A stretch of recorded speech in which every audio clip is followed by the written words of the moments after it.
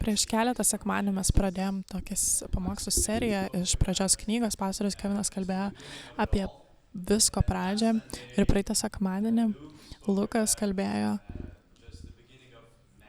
apie žmogaus ir vyro ir moters pradžią, taigi žmonijos pradžią. Ir aš turiu tokią nuostabią privilegiją kalbėti apie šabą, apie poilsį. Kiek jūsų jaučiatės, kad buvo labai toks chaotiškas laikas ir jums tikrai reikia pertraukos? Du žmonės. Visi kiti nuostabiai ilsisi, nuostabu. Labai gerai. Einam namo? Turiu pripažinti, kad šita tema labai sunki man. Ir aš tikrai esu dar besimokantis šito. Aš mokau, aš turiu pilnu etatu dirbu ir turiu verslų ir taip pat aš esu bažnyčios dalis, tai darau daug dalykų ir rasti laiko poilsiui yra labai sudėtinga. Tai aš stoviu čia ne kaip tas, kuris aš žinau, aš moku. Ne, aš esu dar kelionėje. Tai jeigu jums sudėtinga su poilsiu, aš kartu su jumis. Tai tikėkime, kad kartu kažko išmoksim. Pagrindinė mintis yra, kad Dievas ilsėjosi 7 dieną ir jis kviečia mus.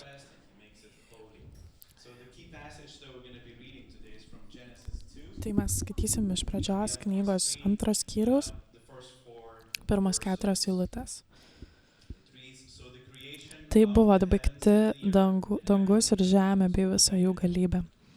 Kadangi 7 dieną Dievas buvo užbaigęs darbus, kuriais buvo užsiėmęs, 7 dieną jis ilsėjosi po visų darbų, kurios buvo atlikęs. Dievas palaimino 7 dieną ir padarė ją šventą, nes tą dieną jis ilsėjosi po visų kūrimo darbų.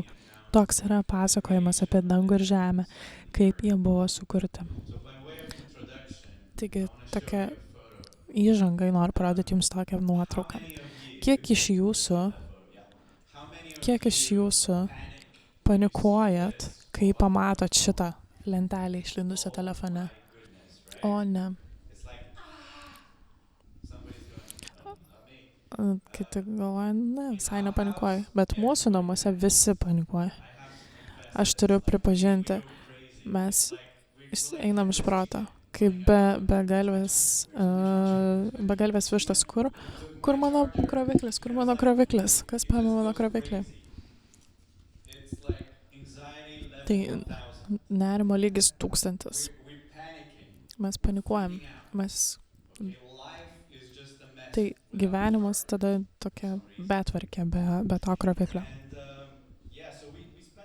Mes leidžiam daug pinigų krovikliams, mes turim daug kroviklių. Nežinau kiek mes iš tikrųjų turim, bet aš maždaug spėju apie 20, galbūt, gal daugiau. Keistas, labai didelis skaičius. Mes 4 asmenų šeima, bet turim labai daug kroviklių.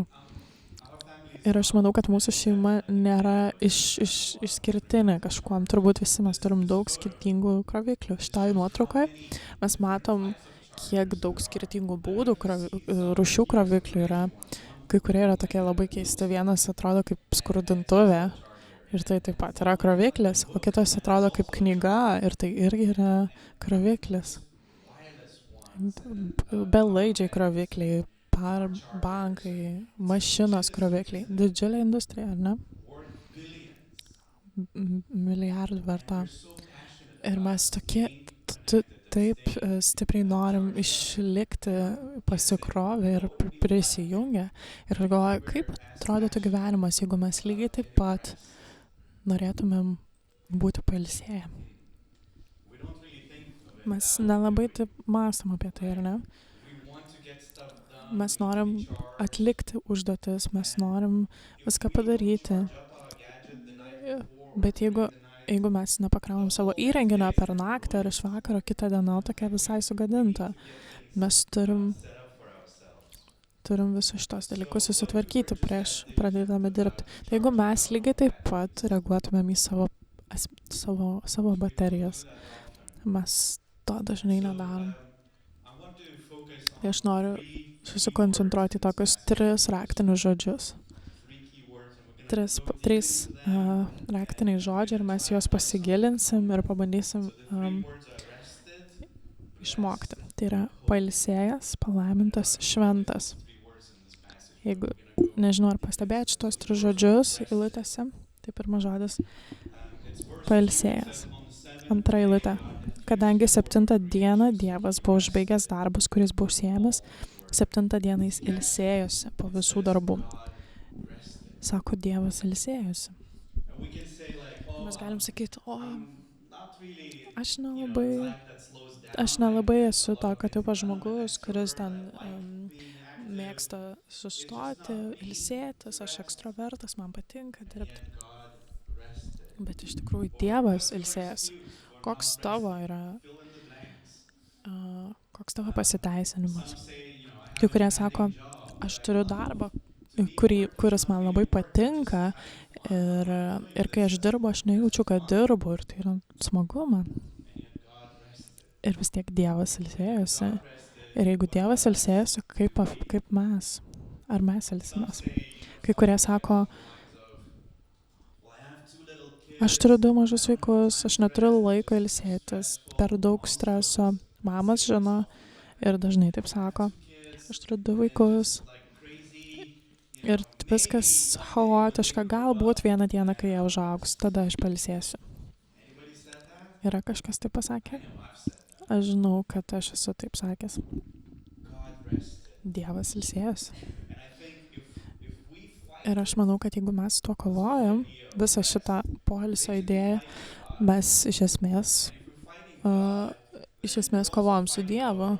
O jeigu mes kovojam su Dievu, tai kovojam su savimi pačiais, nes tai tikrai mums nėra gerai.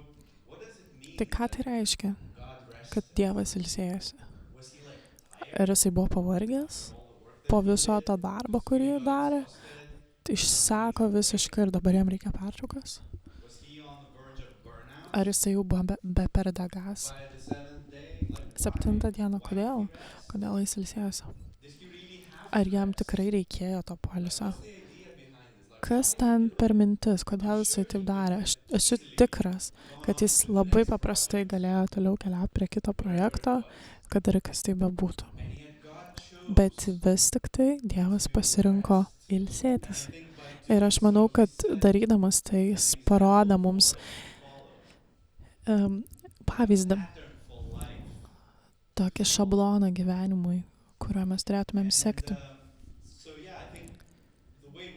Tai taip, kaip mes kuriam, tai kaip mes darom dalykus, atspindi Dievo širdį. Mes esame sukurti pagal jo paveikslą ir turėtumėm sekti jo pavyzdį. Žodis pailsėjęs arba ilsėjosi graikiškai reiškia šabat. Tai iš to mes turim žodį šabas ir jis iš tikrųjų reiškia sustoti. Prisiminti šabo dieną, laikyti ją šventą diena, sustoti dirbti, sustoti norėti, sustoti bėgti, nerimauti, tiesiog sustoti. Bet taip pat gali būti verčiama mėgautis, ne tik sustoti, bet mėgautis. Tai Dievas sustojo ir jis pasakė, tai gerai. Jisai ilsėjosi ir mėgavosi. Aš noriu pažiūrėti keletą nuotraukų. Dalykus, kurios Dievas padarė. Jisai sukūrė šviesą ir tamsą. Dangus ir vandenis, žemę ir jūrą, augalus, gėles, medžius, galaktikas, žvaigždes, saulę, mėnulį, žuvis jūroje, paukščius ore, gyvūnus ir žemės įvairią kūrinyje, žmogų, vyrą ir moterį. Ir jis apgyvendino juos Edeno sode, rojuje. Nežinau, kaip pro jūs atrodo, bet tiesiog spėju. Tai Dievas sustojo, ilsėjosi ir mėgavosi.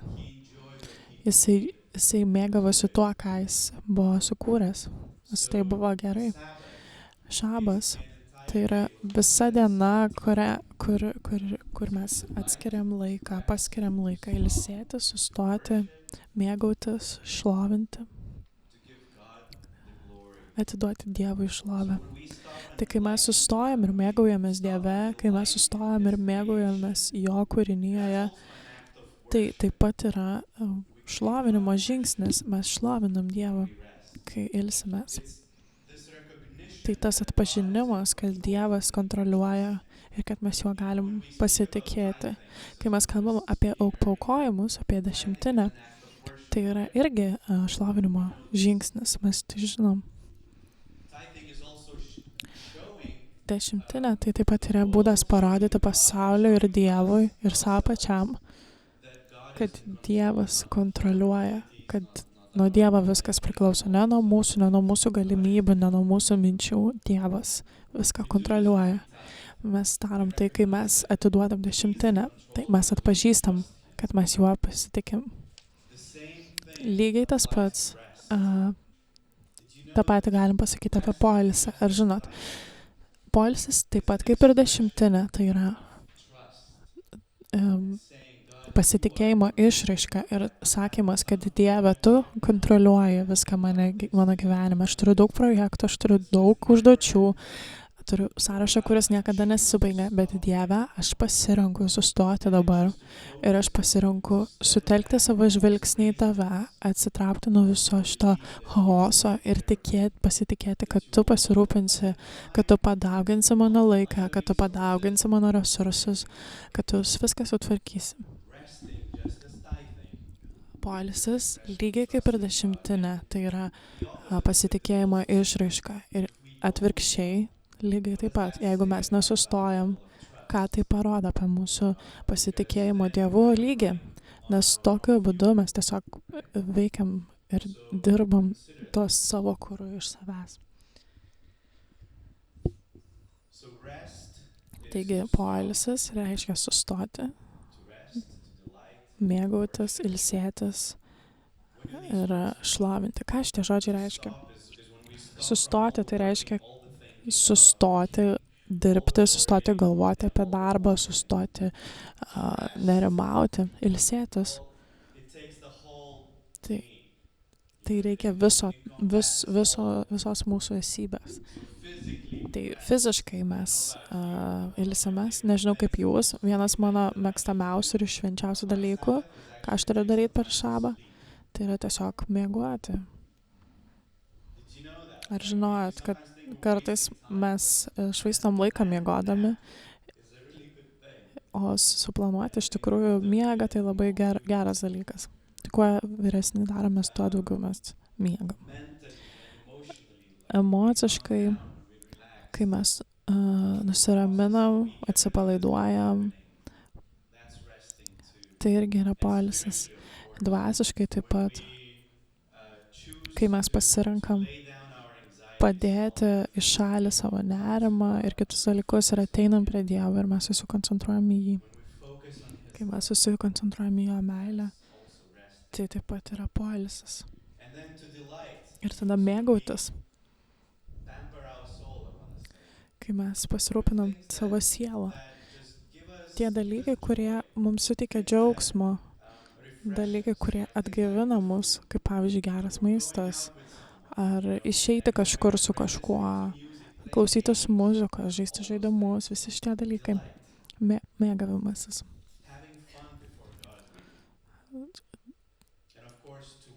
Ir taip pat šlovinimas. Kai mes skiriam laiką viešpaties artume. Mes skiriam laiką ir leidžiam laiką. Mes leidžiam per savaitę, mes leidžiam daug laiko koncentruodamės į kitus dalykus, bet šabas yra geras laikas mums sustoti ir susikoncentruoti tik į jį. Tai kai mes pripildom savo dieną dalykais, kurie duoda gyvybę, mes esam atgaivinti. Ir taip pat tai galimybė mums pradėti atskirti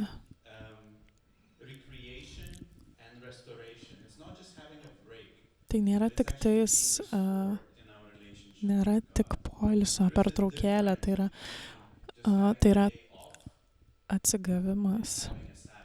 Yra du skirtingi dalykai, tiesiog išeiginė ir šabas. Tuoj pakalbėsim apie tai. Aš noriu, kad mes pakalbėtumėm apie tai, kas teikia tau džiaugsmą. Apie dalykus, kurie atgaivina tave. Dalykus, kurie tau teikia pasimėgavimą. Kaip jūs švenčiat šabą?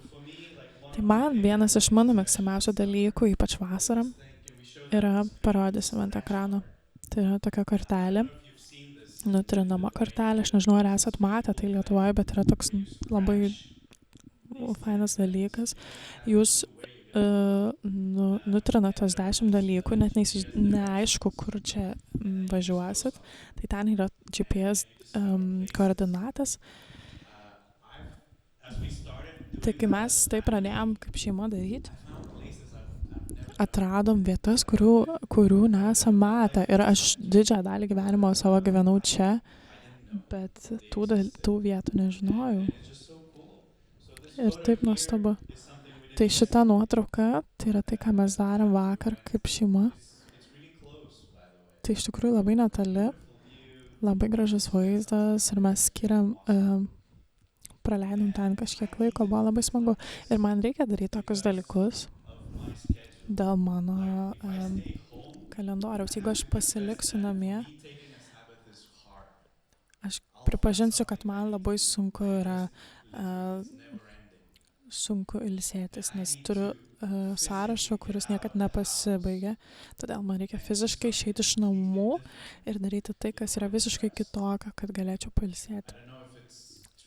Nežinau, ar ir jums taip pat, bet man tikrai to reikia.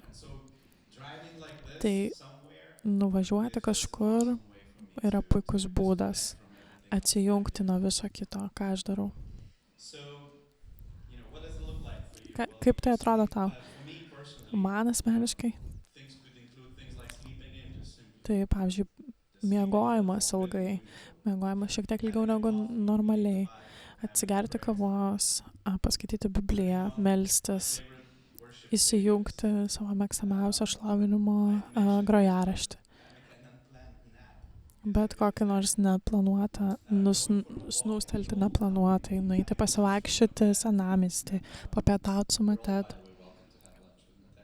Visi galit su Matet papietauti, jeigu norit. Ji nuostabi. Pažiūrėti filmą, nes niekada nerandu tam laiko. Aš nebandau visų šitų dalykų sudėti į vieną dieną. Toks nėra toks tikslas. Tikslas nėra pripildyti savo dieną dalykais. Bet tiesiog išsirinkit keletą ir padarykit juos. Tokios kelionės, jeigu norit idėjų, ateikit pas mane. Mes atradom tokių įdomių vietų, kurias verta pamatyti ir vietų, kurių nelabai. Bet jeigu mąstot apie savo šabą, kas būtų jums naudinga?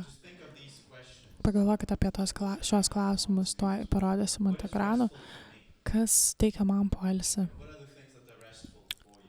Kokie dalykai teikia poilsį, kas atneša pasimėgavimą, koks yra šlovinantis būdas jums susijungti su Dievu. Tai pirmas žodis yra ilsėjęs, antras tai yra palaiminta. Trečia eilutė sako, Dievas palaimino 7 dieną ir padarė ją šventą, nes tą dieną jis ilsėjosi po visų kūrimo darbų. Žodis palaimintas, tai yra Barak, prezidentas. Tokia yra reikšmė jo pavardės vardo. Barak yra palaiminimas. Ir ką tai reiškia? Tai yra ta galimybė teikti gyvybę. Tai yra gyvybė teikiantis. Kas atsitinka, kai mes ilsimės, ta energija,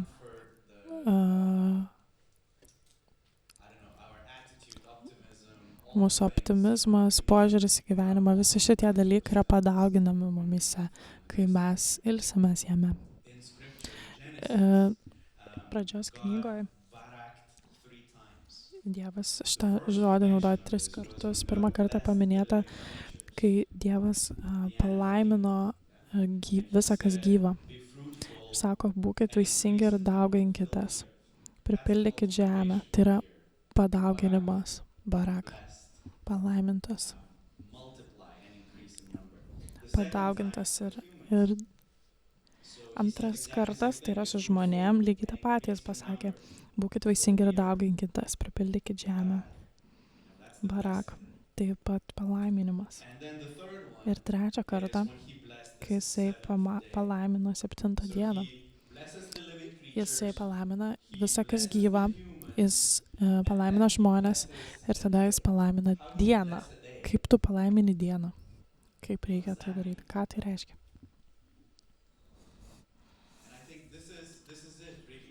Ir manau, kad taip, tai yra esmė, kai mes skiriam laiko poilsiui, ten yra palaiminimas. Iš to gauni kažką, tai yra padauginimas, kuris atsitinka. Kartais mes žiūrime į savo sąrašus ir panika pradeda kilti nerimas, einam nuo vieno prie kito dalyko, bet kai mes sustojam, atrodo prieštaraujantis toks dalykas. Jeigu aš ilsiuosi, tai aš švaistau laiką, argi aš neturėčiau išbraukinėti dalykų iš savo sąrašo. Bet kai mes sustojam ir šlovinam, mėgaujamės Dieve, jo kūrinyje, Dievas atneša padauginimą. Tai yra atnaujinimas, vizijos atnaujinimas, kūrybiškumo atnaujinimas mumyse. Yra aiškumas, viltis, kai ilsimės. Tai poilsis yra gyvybę teikiantis, gyvenimą teikiantis. Tai nėra tiesiog gerai mums, tai iš tikrųjų neša gyvybę.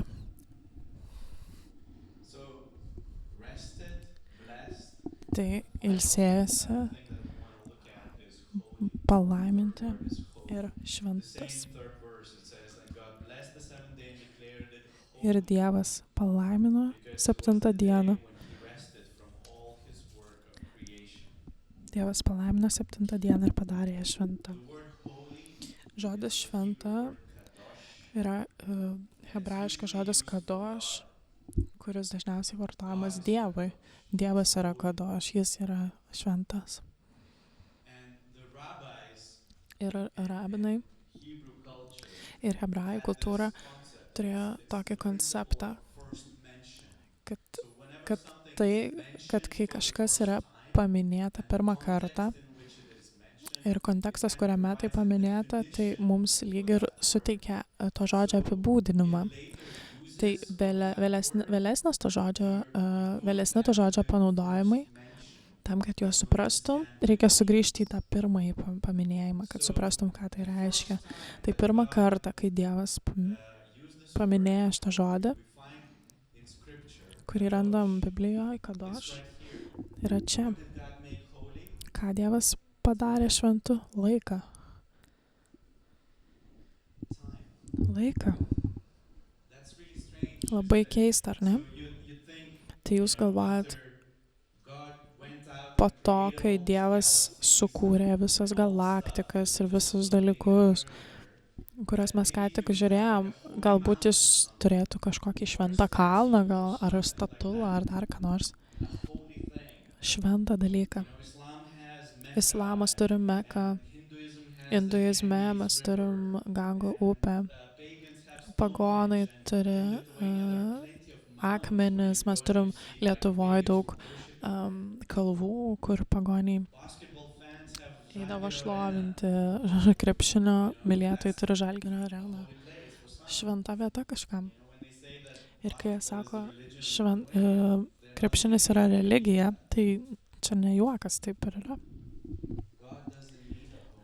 Dievui nereikia šventos vietos, bet jis turi šventą laiką, šabą.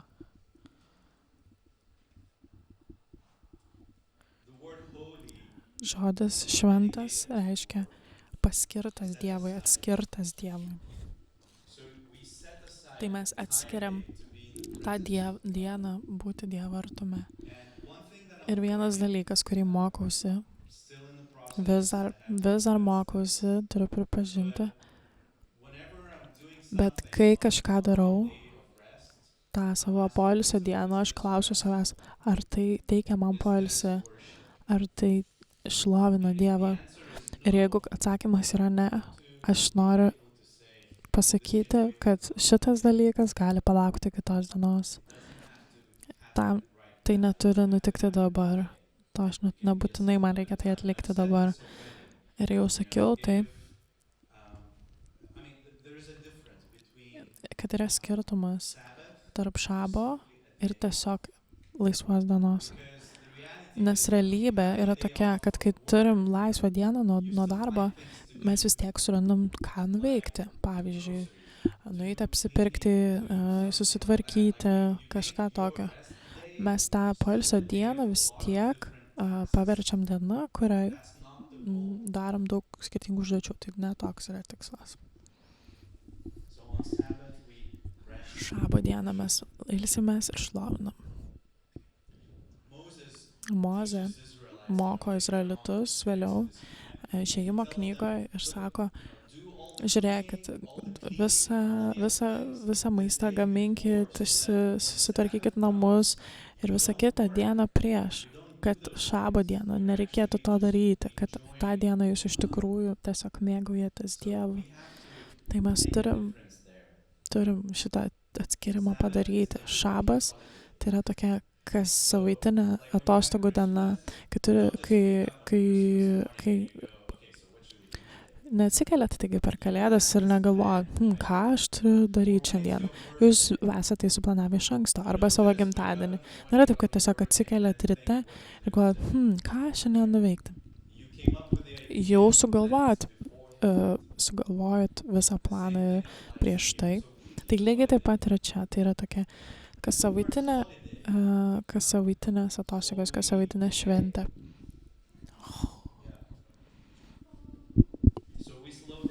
Tai sustojam, sulėtinam tempą, įkvepiam, sulėtinam savo gyvenimą ir tada pasirūpinam savo sielą.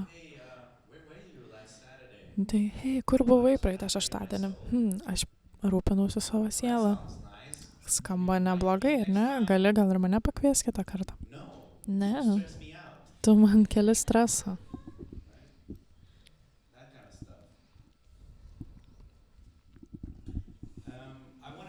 Noriu pabaigti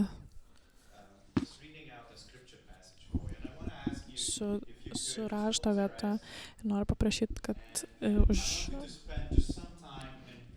užsimerktumėt ir praleistumėt laiko Dievo artume.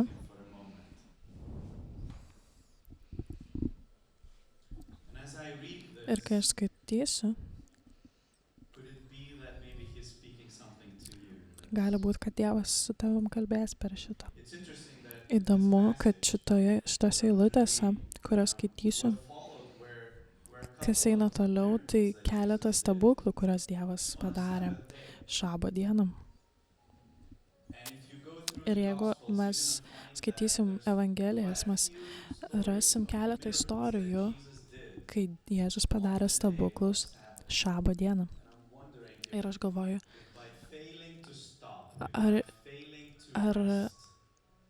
ar nesustodami, nesilsėdami ir neturėdami šabo, mes iš tikrųjų praleidžiam Dievo stebuklų savo gyvenime. O ką, jeigu jis turi paruošęs mums stebuklų? Taigi skaitom nuo Mato 11, 28, 30 eilutę. Ateikite pas mane visi. Ar tu pavargęs, ar tu išsekęs, ar tu perdegęs nuo religijos? Ateik pas mane. Ateik pas mane ir tavo gyvenimas bus atstatytas. Aš parodysiu, kaip tau iš tiesų pailsėti. Eik su manim ir dirbk su manim. Žiūrėk, kaip aš tai darau. Išmok malonės ritmą. Aš tau neliepsiu daryti nieko, kas yra sunku.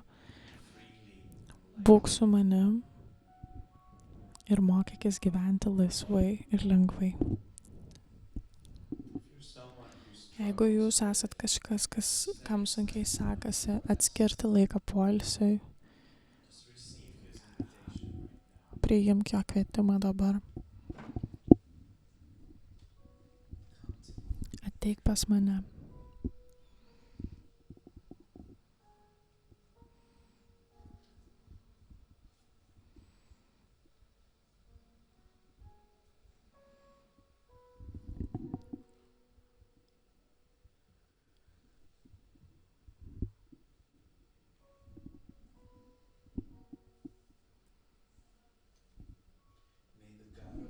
Tegul poilsio Dievas suteikia jums poilsio.